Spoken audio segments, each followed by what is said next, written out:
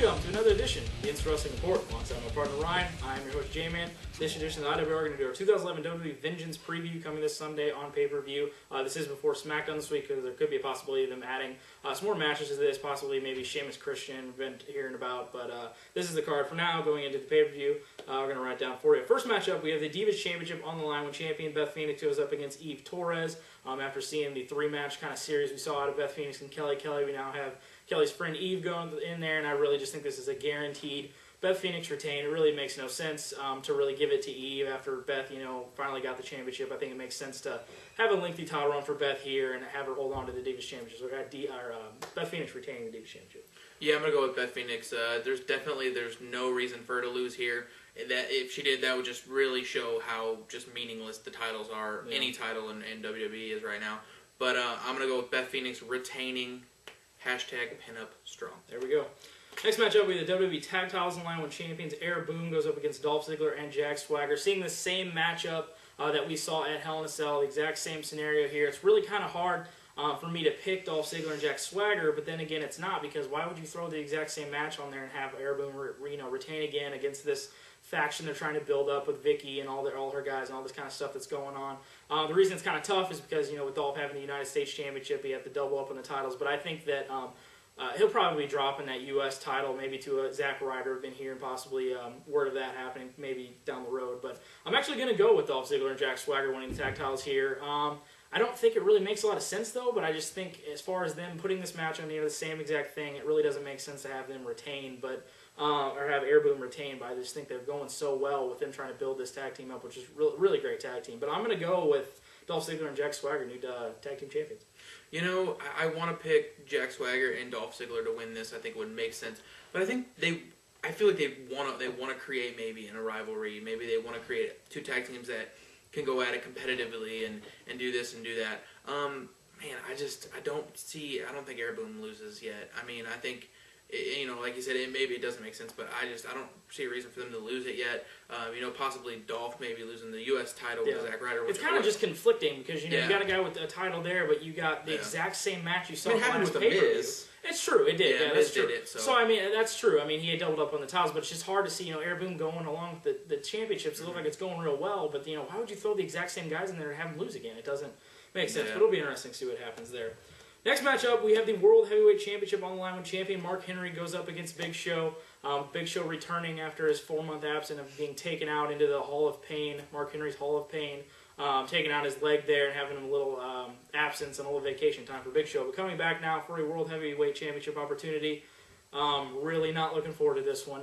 Really just want to get this over as quick as possible. It probably will. And, it'll probably be a Mark Henry retain. I could retain, but I think this could possibly end in a DQ. There's been word of possibly moving this on to something maybe at TLC or whatever they're going to end up doing at, Survivor Series with all that big stuff going on there. But I'm going to go with probably a DQ in this match, maybe, having something happen and then one of the other guys putting one of each other through a table or something, maybe set up a tables match or some crap. But I'm going to go with Mark Henry walking out and still the World Heavyweight Champion.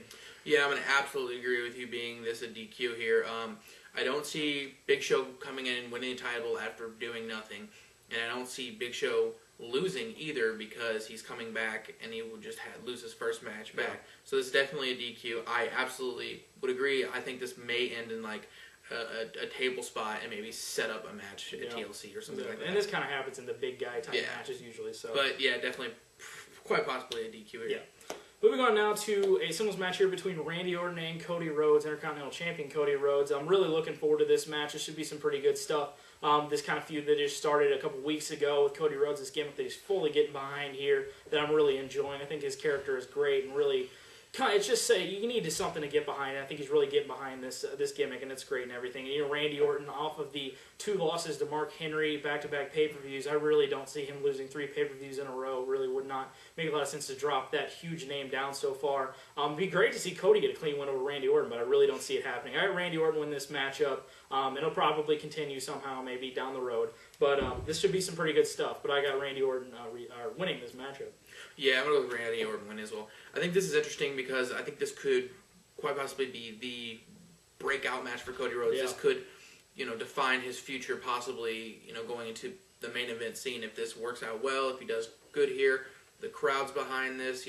Everyone's with it. I think Cody's a pretty good heel, a pretty good character in WWE right now when there's not very many. Going up against one of the biggest faces in the company and Randy Orton, this could have a really good dynamic. The crowd could really be into this, and this could really elevate Cody Rhodes to the next level, even if he loses. He could just have that great performance. Cody being one of those guys that I think is on the cusp of being, I think it's also something along the lines where a guy like Randy Orton, who's been with Cody Rhodes in the past, legacy ties, all this and that, he wants to elevate Cody Rhodes to that next kind of level. Which makes me think Cody could win this clean, possibly. That'd be crazy. Randy maybe elevating some guys up, but I'm going to go with Randy Orton winning this. Like you said, I don't see Randy Orton losing that many times. No.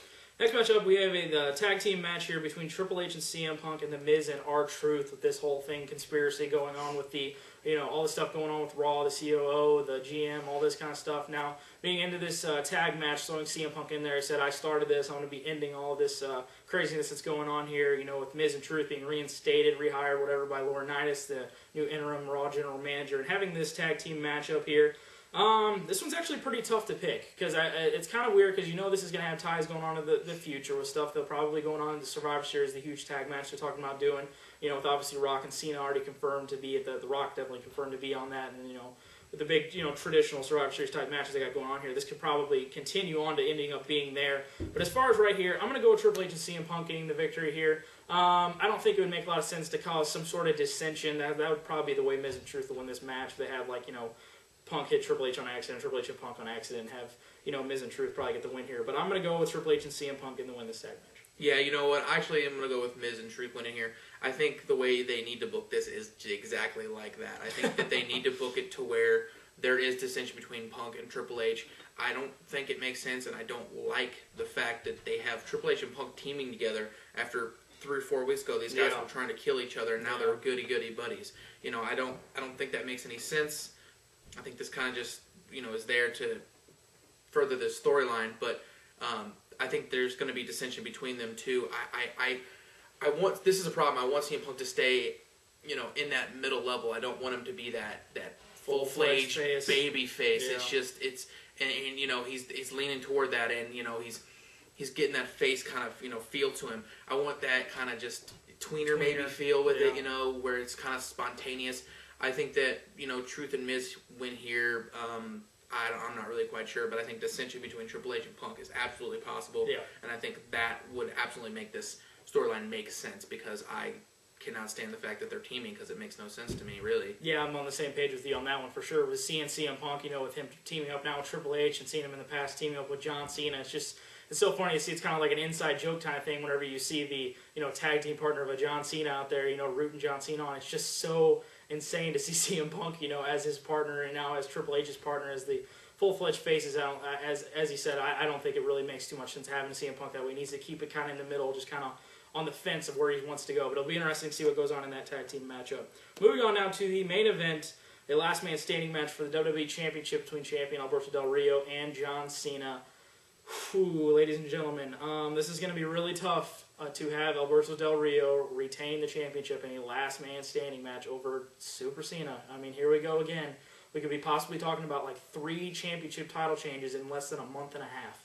I mean, that what kind of lineage, what kind of credibility do you give to your main championship when you just keep flip flopping it like it's just a toy? I mean, you can't do that. Look at Ring of Honor. Look what they do. In the past year, they've had 3 world champions. We're talking about having 3 different world champions in less than a month and a half. That's really ridiculous.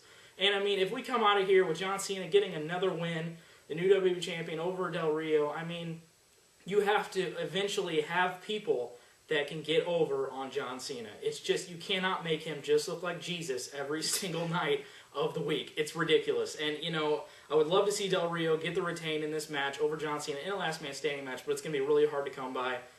I have to go with John Cena. I do it every time to where it makes sense, like a guy like Del Rio should win. I always pick that guy that makes sense. So I'm going to go with the guy that doesn't make sense, and hopefully it goes the other way this time. So I'm going to go with John Cena as your new WWE champion yet again. Yeah, I said this, I'm going to say the same thing I said on my Raw review that I did, that I feel like Del Rio, the reason they made him champion was just for that little run. They went back to Mexico, made him champion for the Raw in Mexico, and then the SmackDown in Mexico. It's just terrible. man, it to me, it feels like they're struggling to pull in those viewers, and I don't see what the big deal is. That they just need to go with what makes sense and not, I don't know. It's so weird right now. WWE is so all over the place. They're really trying to find out what's going to work, but it doesn't make sense that Cena would lose this because you want to put Del Rio over, but at the same time, you have him lose clean in other matches against Cena all the time, and then you have him lose in a last man standing. I mean, unless Del Rio pulls one of his fancy cards that's not his over him and just has it on top of him, that may be the only way he wins. Because here's the problem: nobody believes that Del Rio can beat Cena in a last man standing match. You seen on Raw, John Cena just hit him with stairs one time, twice. Yeah. Twice, and then Del Rio was down for 10 seconds. You want to make me as a fan believe that John Cena's going to lose?